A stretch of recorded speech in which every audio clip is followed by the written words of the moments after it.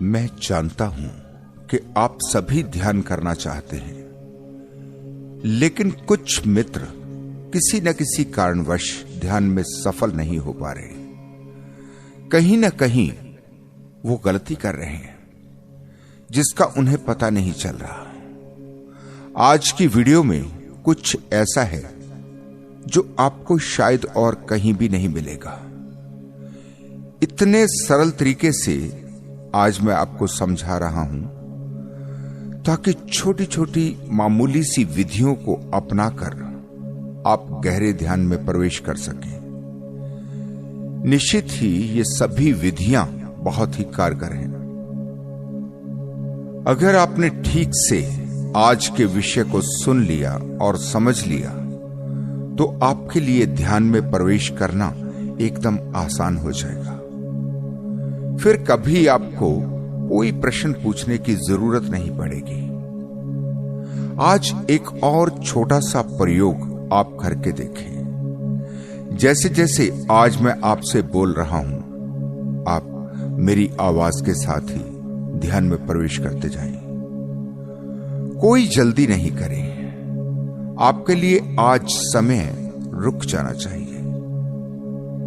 आज की वीडियो को आप तभी सुने जबकि आपके पास पर्याप्त समय हो, जब आप पूरी तरह से ध्यान के भाव से भरे हों। इस विषय को आप बार बार सुने और इस पर ध्यान के प्रयोग करें। फिर जो भी होगा वो आप स्वयं ही जान लेंगे।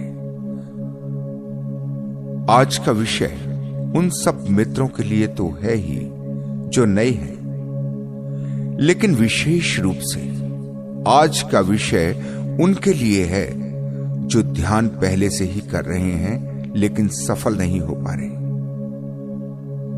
उनकी हालत ठीक ऐसी है जैसे कभी कोई पक्षी किसी कमरे में फंस जाता है, फिर बाहर निकलने के लिए बहुत संघर्ष करता है, जबकि कमरे के दरवाजे और खिड़कियां सभी खुले हैं।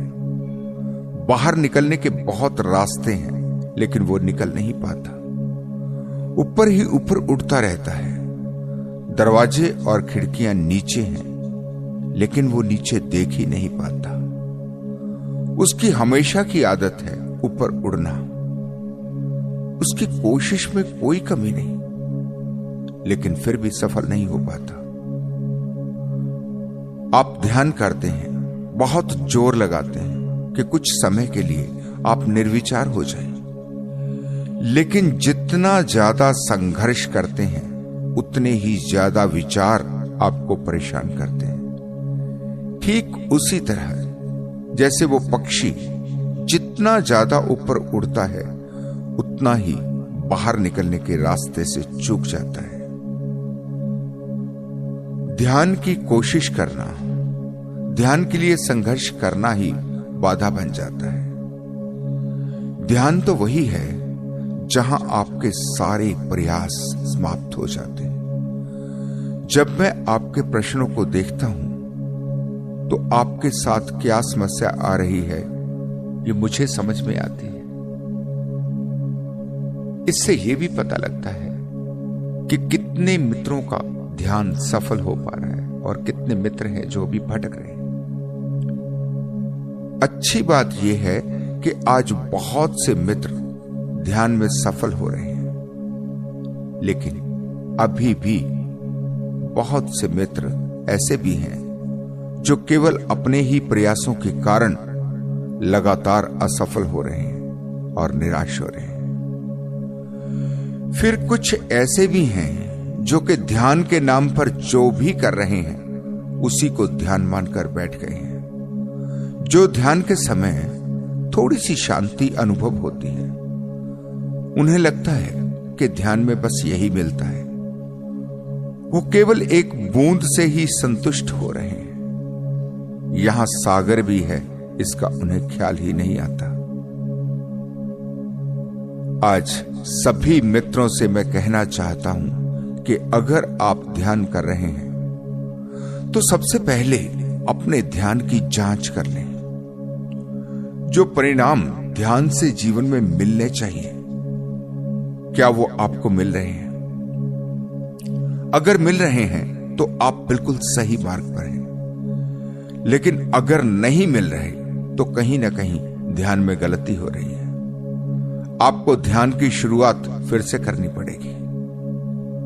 अपने ध्यान की जांच कैसे करनी है, वो कौन से परिणाम हैं जो आपके जीवन को बदल देते हैं, नई शुरुआत कैसे करनी है, कैसे अपनी साधना के मार्ग को सही करना है, आज इसी विषय को सरल तरीके से समझने की कोशिश करेंगे।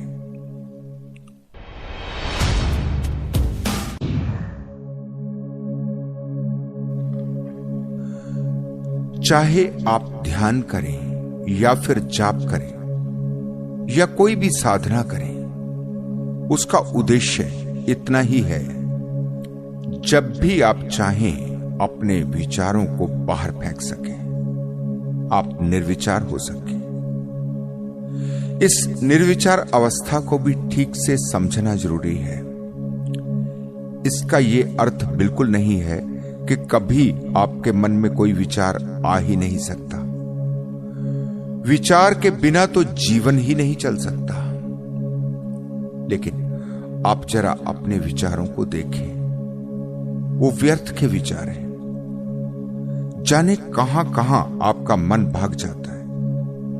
जिन लोगों का, जिन बातों का आपसे कोई भी दूर दूर तक का संबंध नहीं होता, उसे भी मन सोचने लगता है। बेकार की ऊर्जा 24 घंटे नष्ट हो रही है। इसका परिणाम यह होता है कि जब कभी आप किसी विशेष विचार को सोचना चाहें, तो उसे सोचने के लिए आपके पास बहुत ही कम ऊर्जा बचती है। मन को केवल ध्यान के माध्यम से ही काबू किया जा सकता है। आप जो विचार करना चाहें, जिसकी आपको जरूरत हो, केवल वही विचार आप करें। जैसा कि मैं हमेशा आपसे कहता हूं कि किसी तरह आप अभी और यहीं की अवस्था में आ जाएं। ध्यान आपकी एक एक्सरसाइज की तरह है, जिसमें हम अपने मन को आदेश दे सकते हैं। अगर मन फालतू में भौंक रहा है तो हम आदेश दे सकें, मन को कह सकें कि चुप।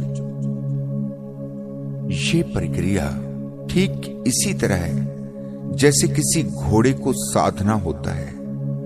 जंगली घोड़ा कभी भी आपको अपनी पीठ पर नहीं बैठने देगा। वो हमेशा ही आपके लिए खतरनाक है।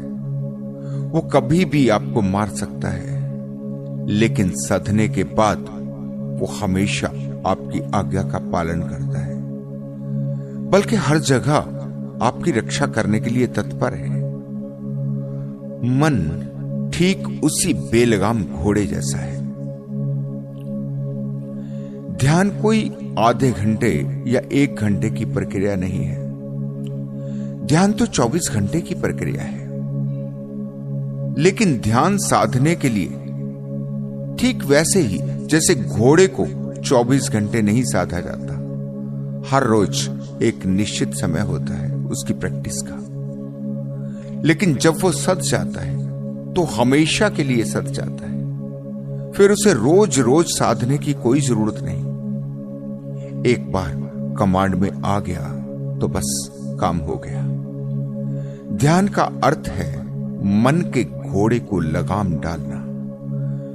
फिर जिस दिशा में आप उसे ले जाना चाहें, वो उसी दिशा में जाए।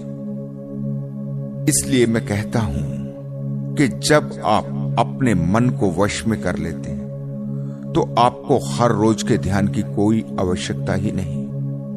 आप जो भी करते हैं, आप हमेशा पूरे ध्यान में होते हैं। फिर ये बात ही नहीं कि आप कितना समय ध्यान करते हैं, ये बात ही फिजूल हो जाती है। अब बात उल्टी है। जब कभी आप ध्यान से बाहर हो जाते हैं, जब आपको कभी आपकी इच्छा के विरुद्ध क्रोध आ जाता है, जब कभी आपका नियंत्रण खोता है, तब आपको पता चलता है कि कुछ समय ऐसा आया जिसमें आप अपने ध्यान से भटक गए। जैसे ही ये ख्याल आता है, आप तुरंत अपने ध्यान में दोबारा प्रवेश कर जाते हैं। आपने पूरा जीवन भी ध्यान किया हो, लेकिन उसका अगर आपके जीवन पर प्रभाव नहीं पड़ा तो वो सारा ध्यान व्यर्थ गया। लेकिन अगर धीरे धीरे आपका जीवन बदलने लगा, जब आपको पता चलने लगा कि आप पहले कैसे व्यक्ति थे और अब कैसे हो गए हैं, तब भी ध्यान अपने सही मार्ग पर है। फिर चाहे आपने इसे किसी भी साधना से पाया हो, उससे कोई फर्क नहीं पड़ता। आपका उद्देश्य पूरा हो गया, इतना पर्याप्त है। जीवन का रूपांतरण ही एकमात्र प्रमाण है। ध्यान की शुरुआत कैसे करें? चाहे नई शुरुआत करनी हो या फिर ध्यान असफल हो रहा हो, तो सबसे पहले तो बिल्कुल भी जल्दी नहीं करें। जितना ज्यादा धैर्य आप में होगा, उतना ही ध्यान की सफलता निश्चित है। अगर ध्यान में सफलता नहीं मिल रही, तो सबसे पहले तो थोड़ा विराम आपको देना होगा।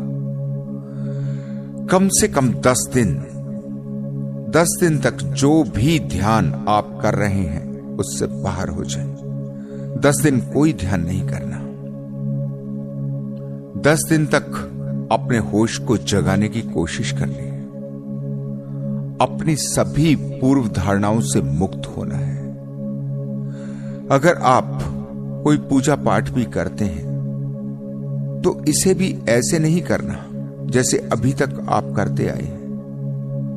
इसे भी पूरे होश में भरकर करना है। आप क्या कर रहे हैं, जरा देखना है अपने को। जहां आप हैं, मन वहीं मौजूद रहे। 10 दिन केवल अभी और यहीं के प्रयोग को करना है। जो भी आप कर रहे हैं, बस मन वहीं होना चाहिए, उससे बाहर कहीं नहीं चाहिए। जैसे ही मन कहीं और भटके, जैसे ही इसका पता चले, आप तुरंत वापस मन को वहीं ले आए। अपने बोलने में भी आप होश रखें। जितना जरूरी हो, केवल उतना ही बोलें, कम से कम बोलें। इन 10 दिनों के लिए आप ध्यान का संगीत हमें व्हाट्सएप करके ले सकते हैं।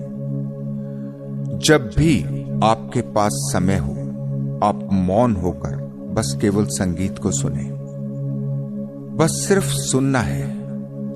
आधे घंटे के संगीत को जैसे भी आप ज्यादा से ज्यादा सहज हो, चाहे बैठकर तो चाहे लेटकर, बस सुनते रहें। अगर संगीत सुनते सुनते आपको नींद आ जाए तो बहुत अच्छा है।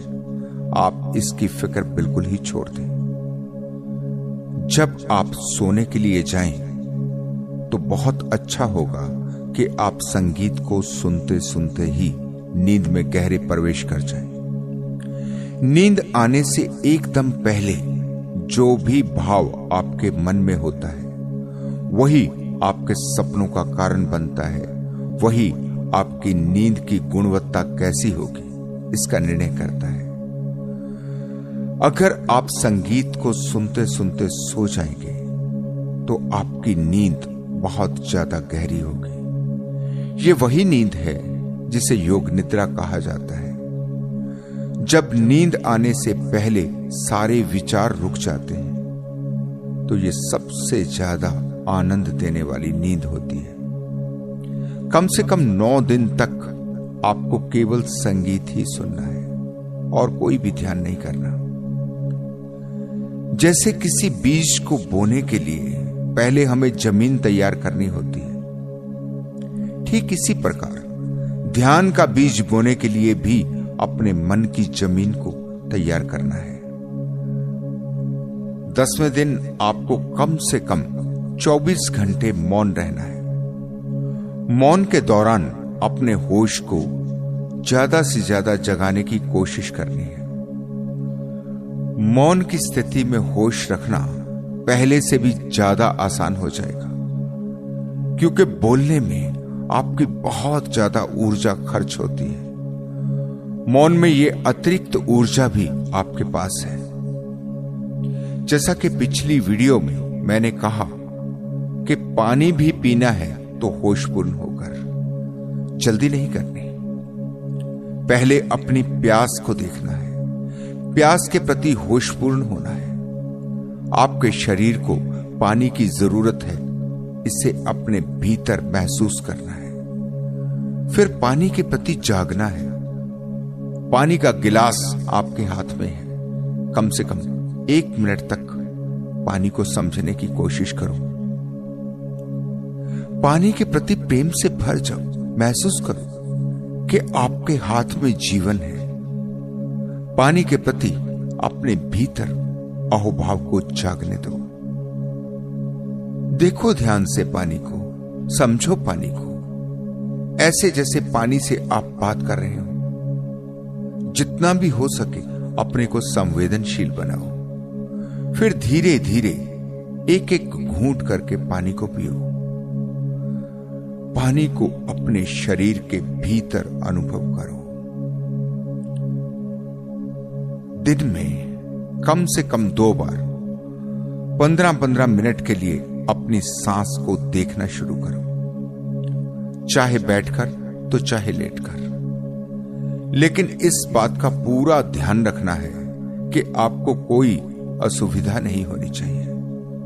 अगर आपको बैठना ज्यादा अच्छा लगे तो अपनी कमर को सीधा रखते हुए बैठ जाएं। अगर लेटकर करना चाहें तो पीठ के बल बिल्कुल सीधा लेट जाएं और अपने शरीर को बिल्कुल ढीला छोड़ दें। अपनी पलकों को भी बिल्कुल ढीला हो जाने दें, इतना ढीला कि वो अपने से ही बंद हो जाए। ध्यान रहे कि आपने आंखें बंद करने का कोई प्रयास नहीं करना। जैसे ही आप बिल्कुल ढीला छोड़ देंगे तो वो अपने से ही बंद हो जाएंगे। बिल्कुल भी जोर नहीं लगाना। जो होता हो अपने से ही होने दें। अभी आपको कुछ भी करने से बाहर होना है। बस आप सांस ले रहे हैं। सांस को बिल्कुल धीमा कर लें। सांस को गहरा करें, लेकिन गति बिल्कुल ही धीमी हो जाने दें। सबसे पहले अपने नाक पर, जहां से सांस अंदर जा रही है, वहीं पर अपनी सांस को देखना है और बहुत अच्छे से उसे अनुभव करना है। करीब करीब 5 मिनट तक सांस को नाक के प्रवेश द्वार पर देखते रहें। जैसे ही सांस पूरी तरह से अनुभव होने लग जाए, इसके बाद सांस जहां आपके भीतर जा रही है, अपने पेट तक इसे अनुभव करना शुरू करें। अब नाक से ध्यान हटाकर अपने पेट पर ले जाएं, नाभि तक ले जाएं। अनुभव करें कि सांस आपकी नाभि तक जा रही है। इसके साथ साथ ऐसा भी अनुभव करें कि हर एक सांस आपको जीवन दे रही है।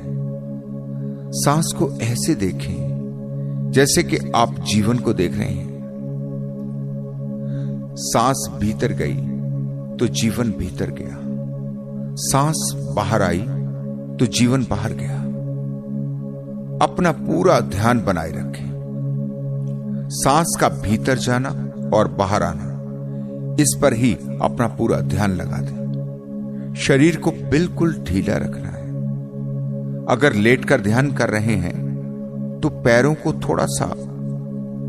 थोड़ा खोल लें, फैला लें। हाथ भी सीधे रखने हैं, थोड़ा सा खुले हुए हाथ। अगले 5 मिनट तक नाभि तक सांस को अनुभव करना है। 5 मिनट में आपके अंदाजे के लिए कह रहा हूं। इसका सही अर्थ है तब तक जब तक पूरी तरह से आपको सांस नाभि पर अनुभव होने लगे। 2-4 मिनट ज्यादा भी लग जाएं तो कोई हर्ज नहीं।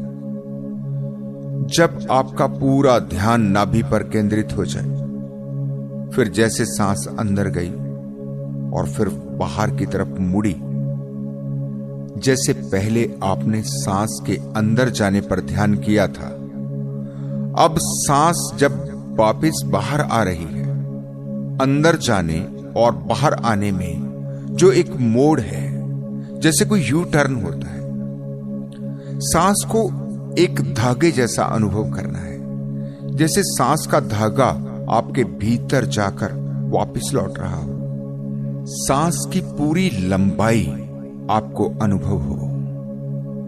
एक सांस भीतर गई, फिर बाहर आ गई, फिर इसी तरह से दूसरी सांस। पहली सांस अलग थी, दूसरी सांस अलग है। ऑक्सीजन अंदर गई, फिर कार्बन डाइऑक्साइड बनकर बाहर आ गई, फिर नई ऑक्सीजन भीतर गई। पहली सांस से दूसरी सांस का कोई संबंध नहीं जोड़ रहा। पहली सांस का जन्म हुआ था, फिर उसकी मृत्यु हो गई। सांस का जीवन समाप्त हुआ, फिर नई सांस ने जन्म लिया। ठीक इसी तरह से सांसों को देखना है, लेकिन ऐसा केवल तीसरे चरण में ही करना है। पहले जब आप नाक पर ध्यान दे रहे हैं, फिर नाभि तक सांस के जाने पर ध्यान दे रहे हैं, तब ऐसा बिल्कुल भी नहीं करना। तब तो सिर्फ सांस के प्रति होशपूर्ण होना है। ऐसा 5 मिनट, 10 मिनट या फिर जब तक आपको अच्छा लगे तब तक करें। कम से कम 5 मिनट तो जरूर करना है। अभी आपने ऐसा कोई भाव मन में नहीं रखना कि जैसे आप कोई ध्यान कर रहे हैं। नहीं, ऐसा बिल्कुल भी नहीं सोचना। बस इतना ही करना है कि अभी मैं अपनी सांस के प्रति जाग रहा हूं, कोई छोटी सी क्रिया कर रहा हूं। पहली बार जब भी इसे करना है तो पूर्ण मौन में ही करना है। जैसा कि मैंने पहले कहा कि कम से कम 24 घंटे का पूर्ण मौन। इस क्रिया को 24 घंटे में कम से कम 2 बार जरूर करना है, लेकिन अगर 4 बार कर सकें तो और भी अच्छा है। एक बात का और ध्यान रखना है, इसे बहुत ज्यादा लंबा नहीं करना। ज्यादा से ज्यादा 40 मिनट। एक बार का समय 1 घंटे से कम होना चाहिए, आधा घंटा भी पर्याप्त है। भागना नहीं है, बिल्कुल सहजता से चलना है। यहां पूरी संभावना है कि आपके विचार रुकने लग जाएंगे। आपने विचारों को रोकने की कोई कोशिश नहीं की, बस अपने से ही रुक जाएंगे।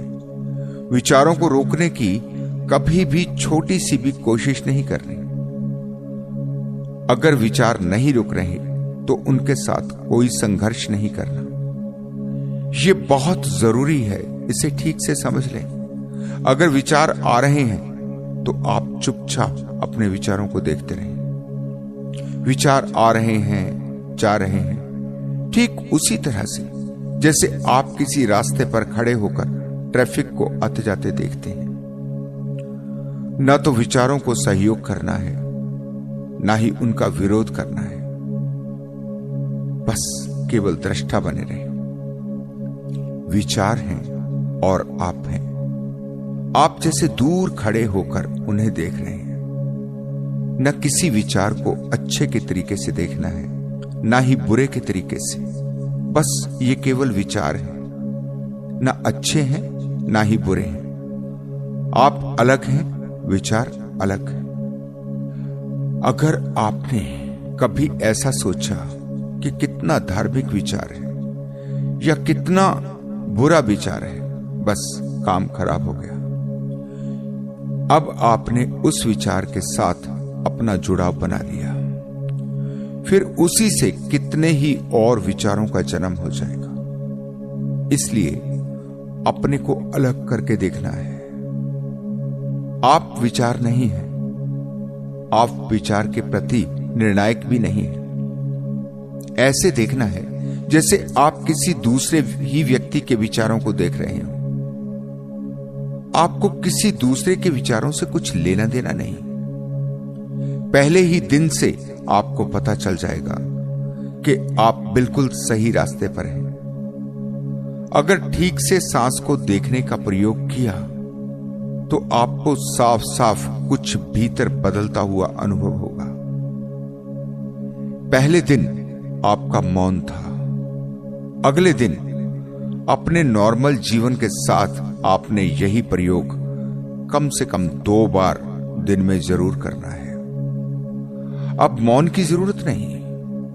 पहले दिन मौन की जरूरत इसलिए थी ताकि आप ज्यादा से ज्यादा संवेदनशील हो सके। आप सफल हो रहे हैं, इसे आसानी से आप अनुभव कर पाए। फिर 7 दिन बाद दोबारा से 1 दिन का मौन रखें। ठीक वही पहले वाली प्रक्रिया को दोहराना है। मौन वाले दिन आपको जितना हो सके अपने होश को जगाए रखना है। जब आप नहाएं, जब आप खाना खाएं, खाना भी उतना ही लेना है जितना आपके लिए आवश्यक हो, बल्कि आवश्यकता से कुछ कम ही लेने की कोशिश करें। जैसे आपने पानी के साथ किया, ठीक वही सब खाने के साथ भी करना है। अपनी भूख को अपने भीतर अनुभव होने दें।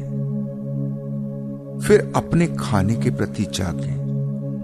यह भी आपको जीवन दे रहा है। इसके प्रति भी आप अहोभाव से भरें।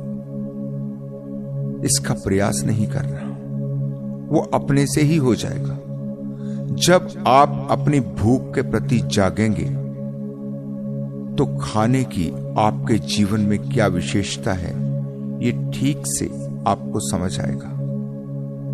फिर कुछ नहीं करना होगा। अपने से आपका मन खाने के प्रति प्रेम और अहोभाव से भर जाएगा। जितना जितना आप होश को जगाते जाते हैं उतने ही आप संवेदनशील बनते जाते हैं, और जितने ज्यादा आप संवेदनशील बनोगे उतना ही चारों तरफ से आप पर ज्ञान बरसने लगेगा। आप अपने भीतर धीरे धीरे एक आनंद को अनुभव करने लगेंगे। एक ऐसा आनंद जिसे आज से पहले आपने कभी भी नहीं जाना। आज तक आपने जितने भी आनंद जाने हैं वो सब नीरस दिखाई पड़ेंगे। वास्तव में वो सभी आनंद के भ्रम थे। पहली बार आपने आनंद के स्वाद को जाना है। एक अजीब सी मस्ती आपके भीतर भरने लगती है, जबकि यही ध्यान है, लेकिन आपको इसे ध्यान जैसा नहीं समझना। नहीं तो फिर ध्यान लगा था नहीं लगा था, आप इसी में उलझ जाएंगे। कोई आशा नहीं रखें। ध्यान से क्या होगा, ध्यान में कैसा अनुभव होगा, ऐसी कोई भी जिज्ञासा नहीं। आपने बस इतना ही समझना है कि इससे कुछ भी नहीं होगा।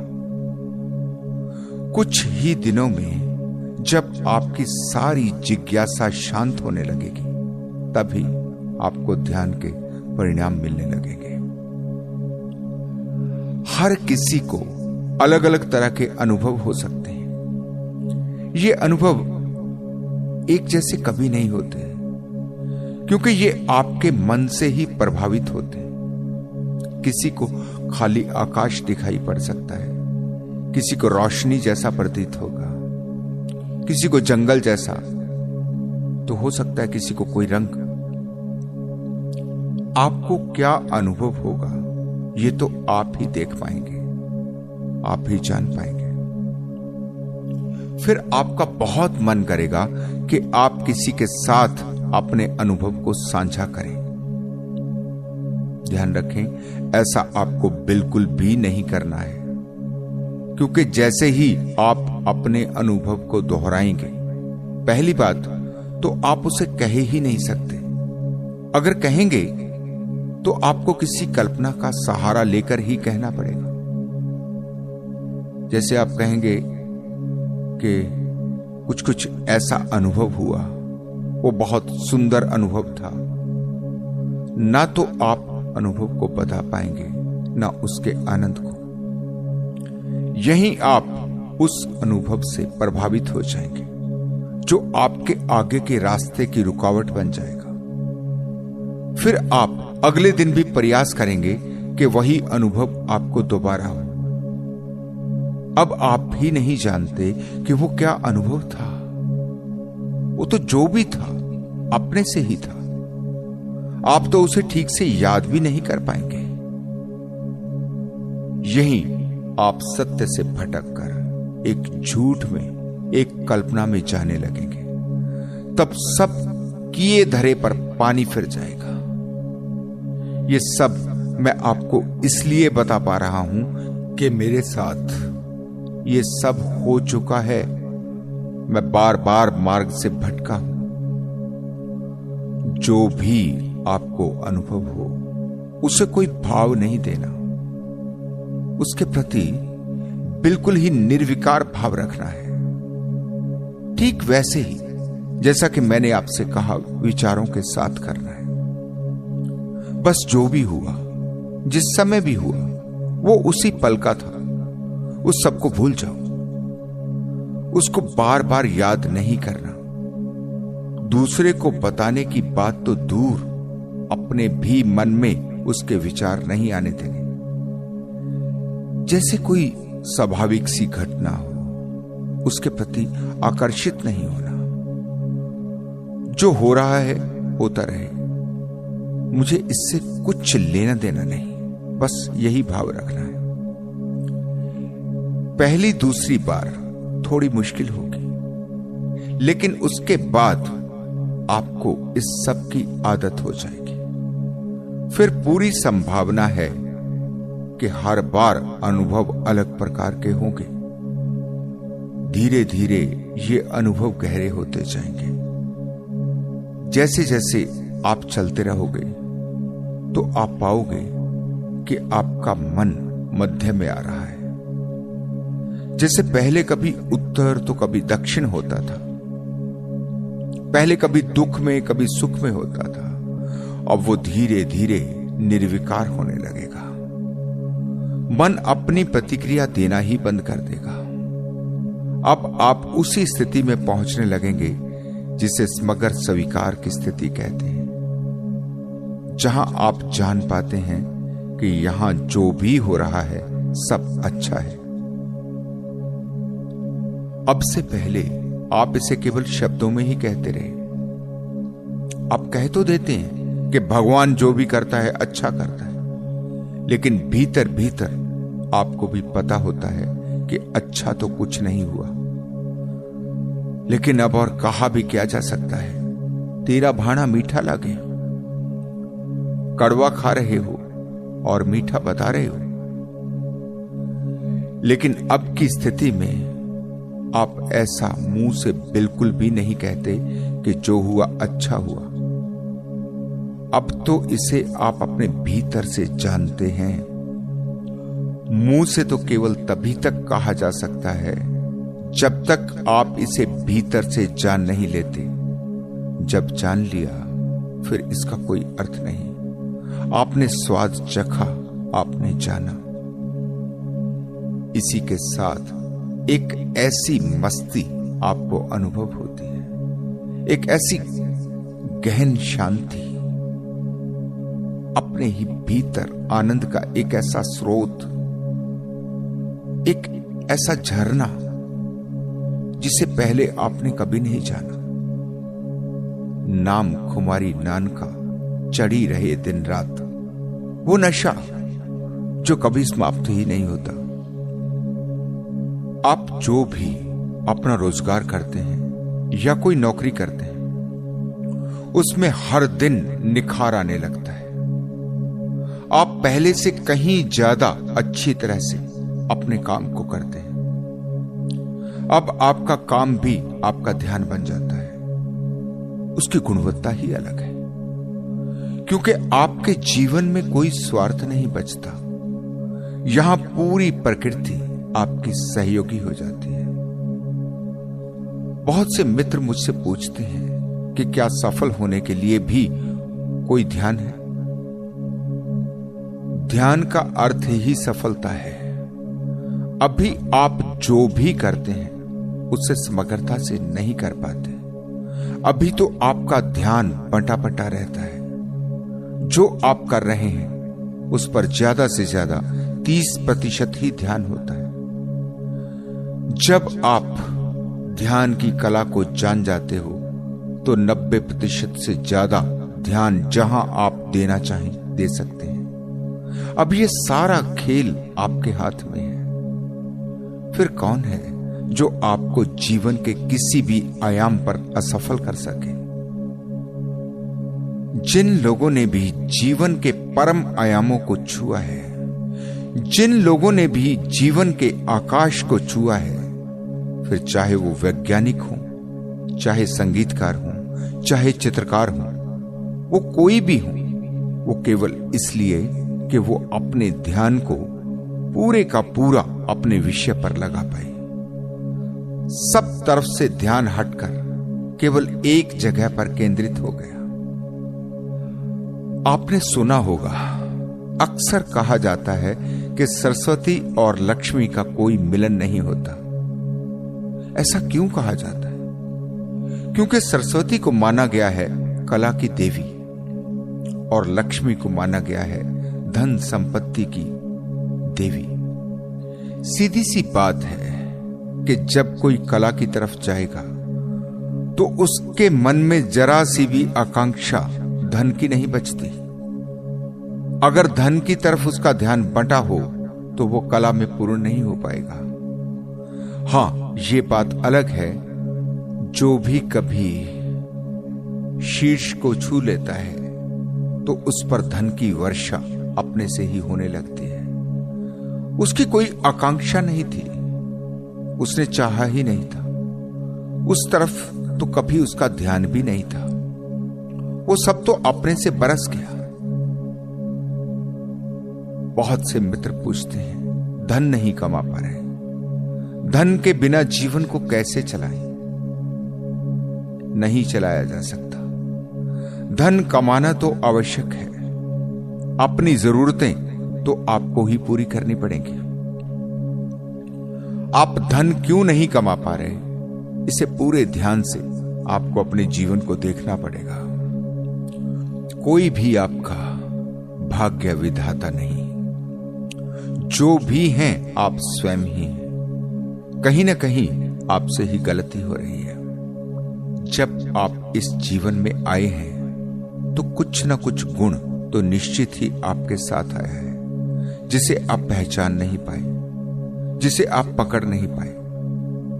ऐसा व्यक्ति ढूंढना असंभव है जिसमें कोई भी गुण ना हो। प्रकृति ने सभी को कोई ना कोई गुण देकर ही संसार में भेजा है। ये आपको ही खोजना है कि कमी कहां है। क्या आप आलस्य के शिकार हैं या फिर आप अहंकार के शिकार हैं? जब आप सोचने लगते हैं कि ये तो छोटा काम, ये मैं कैसे करूं, या फिर आपने आत्मविश्वास ही पैदा नहीं किया, तभी तो बहुत से व्यक्ति केवल नौकरी की तलाश में ही भटकते रहते हैं। वो कभी नहीं सोचते कि चाहे उन्हें कुछ भी क्यों ना करना पड़े, वो करेंगे। ध्यान समग्र जीवन की चाबी है जो आपका हर ताला खोल सकती है। जब आप कर्मों की बात करते हैं या इसमें उलझते हैं तो आप साफ साफ देखें कि ये विचार केवल आपको निराशा से ही भरता है। इसका कोई भी उपयोग आप नहीं कर पाएंगे। भाग्यवादी होकर बैठ जाना अपने को मार लेने के समान है। इससे आपका कोई भला नहीं होने वाला। इसीलिए बहुत से मित्र पूछते हैं कि अगर कर्म का सिद्धांत गलत है तो फिर कोई अमीर घर में तो कोई गरीब घर में क्यों पैदा होता है? यह प्रश्न जब भी तक पूछा जा सकता है जब तक आपके भीतर अज्ञान है। यह वास्तव में अज्ञान का ही प्रश्न है। आपकी आंखें अंधी हैं। आप धन के अतिरिक्त कुछ भी नहीं देख पा रहे क्योंकि आपके मन पर केवल और केवल धन का ही प्रभाव है। तो आपको और कुछ दिखाई ही नहीं देता। आप नहीं देख पाते कि जो बहुत ज्यादा धनी है तो क्या वो आनंदित भी हैं, या फिर उनका जीवन दुखों से भरा है। जितना गहरे जाओगे तो आप पाओगे कि गरीब के उतने दुख नहीं होते जितने के अमीर के होते हैं। लेकिन इसका ये अर्थ भी मत समझ लेना कि धन आपके दुखों का कारण बनता है। ऐसा बिल्कुल भी नहीं है। धन तो सुख देता है, लेकिन आपका मन ही आपके लिए दुख निर्मित कर देता है। धन कभी दुख नहीं बनता। आपका लालच, आपकी और ज्यादा कमाने की लालसा, आपका धन के प्रति मोह, आपका आकर्षण ही आपके दुखों का कारण है। इसी को गलत समझने के कारण बहुत सी मूढ़ताएं पैदा होती हैं। एक मूढ़ता है धन के पीछे भाग लेना, धन के लिए अंधा हो जाना, जरूरत से ज्यादा धन इकट्ठा करना। दूसरी मूढ़ता है धन को गलत मानकर उसे छोड़कर भाग जाना। दोनों ही अवस्थाओं में कारण धन ही बन रहा है। चाहे आप उसे पाने के लिए दौड़ रहे हो, चाहे उसे छोड़ने के लिए, पागलपन एक ही है। ध्यान आपको अपने केंद्र पर ले जाता है, जहां सब कुछ बैलेंस्ड, सब कुछ संतुलित है, जहां ना धन को पाने के लिए कोई होड़ है, ना ही उसे छोड़ने की कोई आवश्यकता, जहां आप धन को केवल एक जरूरत के तरीके से देखते हैं, जहां आपको धन की आवश्यकता केवल अपने जीवन को चलाने के लिए करनी होती है। अगर आपके पास बहुत सारा धन आ जाए तो भी आप उससे भागते नहीं, आप उसका उपयोग करते हैं। लेकिन आपका उससे कोई जुड़ाव नहीं बनता, उसके प्रति कोई मोह नहीं पैदा होता। आपका हृदय प्रेम से भरा होता है। आप होशपूर्ण तरीके से इसे खर्च करते हैं। उसे इकट्ठा करते जाने की कोई भी भावना आपके भीतर जन्म नहीं ले सकती। आज आपके पास धन है तब भी आप आनंदित हैं। कल अगर ये धन चला जाए तो भी आप उतने ही आनंदित रहेंगे। रत्ती भर भी फर्क नहीं पड़ेगा। आपके आनंद पर धन कोई प्रभाव ही नहीं डालता। आनंद का धन से कुछ लेना देना ही नहीं, वो बात ही अलग है। परमानंद के यही अर्थ हैं, जिस आनंद का कोई कारण नहीं, जो बस अपने से ही है, किसी दूसरी चीज पर जिसकी नींव नहीं टिकी। अगर कोई आनंद किसी कारण से है तो वो केवल आनंद का भ्रम है। जैसे कोई शराब पीकर आनंदित हो जाए, तो कोई किसी सुंदर महिला पुरुष से आनंदित हो जाए, कोई धन से, कोई पद से, ये कहीं से भी आनंद नहीं है। जिसे जब कभी असली आनंद मिल जाता है तो ऐसे थोथे आनंद उसे कभी भी भटका नहीं सकते। ध्यान से जब आपका मन संतुलित होता है तो आपकी आज तक की सारी धारणाएं गिर जाती हैं। इसी को कहते हैं जीवन का रूपांतरण। इसी का अर्थ है आपके लिए सारी सृष्टि का बदल जाना, क्योंकि आपकी आंख बदल गई, आपका नजरिया बदल गया। कल तक जो रंग दिखाई देते थे वो निर्जीव थे, आज हर रंग में जीवन भर गया, जीवंत हो गए। आपके लिए पूरी सृष्टि मनमोहक हो गई। उस आनंद के आगे आपके पैसे के आनंद की क्या औकात है। पैसा है तो भी ठीक है, नहीं है तो भी कोई फिक्र नहीं। बहुत छोटी सी कोशिशों से कोई भी अपनी जरूरतों के लिए धन पैदा कर सकता है, उसमें कोई मुश्किल नहीं आती।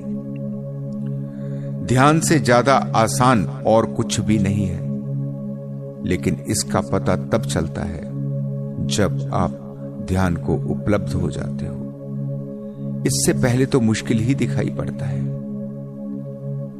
इसे कोई कितनी भी कोशिश करे, इसे कहा नहीं जा सकता। इसका तरीका क्या है? बहुत मुश्किल, कहा ही नहीं जा सकता। फिर भी जितनी हो सकती है मैं उतनी कोशिश करता हूं। बस इतना ही स्मरण रखना है कि ध्यान के पीछे भागना नहीं। ये कोई वस्तु नहीं जिसे आप संघर्ष से पा सकें। ये तो बहुत ही नाजुक, बहुत ही कोमल है। जरा सा भी छू दिया तो काम खराब हो जाएगा। इसलिए मैं बार बार कहता हूं कि इसके प्रयास नहीं करने, बस अपने को शांत कर लेना है और इससे कोई उम्मीद नहीं करनी, कोई आशा नहीं करनी। ध्यान नहीं घट रहा, क्यों नहीं घट रहा, ऐसा कोई प्रश्न कभी किसी से भी नहीं करना। ये प्रश्न ही बाधा बन रहा है। इसे जरा देखें और समझें। ध्यान के इतने ही आयाम नहीं है। अभी तो अपने मन को वश में किया है, इसके साथ साथ बहुत कुछ और भी करना है। अपनी अगली वीडियो में मैं बात करूंगा आपके रोजमर्रा के काम को आपने कैसे करना है। आपने पेड़ पौधों के साथ, पशु पक्षियों के साथ कैसे अपने संबंध निर्मित करने हैं, आकाश और चांद तारों के साथ कैसे जुड़ना है। ये सभी ध्यान की ही प्रक्रियाएं हैं। आज सभी मित्रों को जिनको के ध्यान के परिणाम नहीं मिल पा रहे हैं, उन्हें मैं कहना चाहता हूं कि डरे नहीं, पूरी निडरता से नए नए प्रयोग करें। यहां कुछ भी ऐसा नहीं जो आपको कोई भी नुकसान पहुंचा सके। सब कुछ बिल्कुल ही सुरक्षित है। जैसे बहुत बार पूछा जाता है कि अगर ध्यान में गहरे चले गए तो वापस कैसे लौटेंगे। ये प्रश्न भी केवल तभी तक पूछा जा सकता है जब तक आप ध्यान में गहरे प्रवेश नहीं करते। जैसे ही करते हो तो ये प्रश्न ही समाप्त हो जाता है। ध्यान में प्रवेश का अर्थ है पूरी सृष्टि के साथ एक हो जाना, पूरी सृष्टि के संगीत से अपने स्वर को मिला देना। इसमें डरने की कोई बात ही नहीं। हां, बहुत बार कुछ लोगों को ऐसा आभास होता है जैसे वो मर रहे हों। वो स्वाभाविक है, क्योंकि जैसे ही आप छूटते हो तो वो एहसास बिल्कुल ही मृत्यु जैसा है। लेकिन केवल एहसास है, आभास है, ऐसा कुछ होता नहीं, कोई खतरा नहीं। ऐसा इसलिए प्रतीत होता है कि कभी आपने अपने से पकड़ नहीं छोड़ी। जब पहली बार ये पकड़ छूटती है तो ऐसा लगता है जैसे किसी गहरे अंधकार में आप गिर रहे हो। वहां थोड़ा सा डर आपको लग सकता है। बस एक ही बार आपके साथ ऐसा होगा, जैसे आप जब कभी पहली बार किसी ऊंचे झूले पर बैठते हैं तो जैसे ही झूला अपनी पूरी ऊंचाई पर जाकर नीचे को आने लगता है तो आपको ऐसा लगता है जैसे आप गिर रहे हैं। लेकिन थोड़ी ही देर में वो डर एक रोमांच में, एक आनंद में बदल जाता है। एक बार आप जब इस अवस्था को पार कर लेते हैं तो मृत्यु का भय हमेशा हमेशा के लिए आपके जीवन से चला जाता है। फिर सारा जीवन आपके लिए एक खेल जैसा बन जाता है। वास्तव में यही सच है। ना यहां कोई दुख है, ना कोई निराशा, ना ही कोई उदासी। चारों तरफ एक बहुत मजेदार खेल चल रहा है। हर तरफ मस्ती बिखरी है, हर तरफ फूल ही फूल खिले। बस अभी आपको खेलना नहीं आ रहा, अभी आपको देखना नहीं आ रहा। इसी देखने की कला को, इसी खेलने की कला को सीखने का अर्थ यही ध्यान है। आशा करता हूं कि आज की वीडियो आपके लिए बहुत उपयोगी साबित होगी। आप अब ध्यान के नए नए प्रयोगों में अवश्य ही सफल हो पाएंगे। आपके लिए यह संसार स्वर्ग बन जाए। आप जान जाएं कि जिसे आप वास्तविक मानकर दुख उठा रहे हैं वो वास्तव में एक खेल से ज्यादा और कुछ भी नहीं है। आपके लिए जीवन और मृत्यु दोनों ही समान रूप से आकर्षक हों, आपके जीवन में सुगंध हो और आपका जीवन फूलों से भरा हो। इसी मंगल कामना के साथ मैं आज आपसे विदा लेता हूं। धन्यवाद।